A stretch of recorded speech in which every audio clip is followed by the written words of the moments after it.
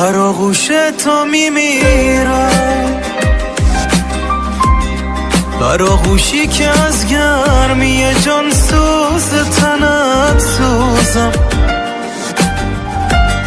در آغوشی که از ضرب قلبت نغمه ها سازم، در آغوش تو میمیرم، در آغوشی که با رغم خزان ها سبز و گل پوشم، در آغوشی که از احساس لرزش های رویاییش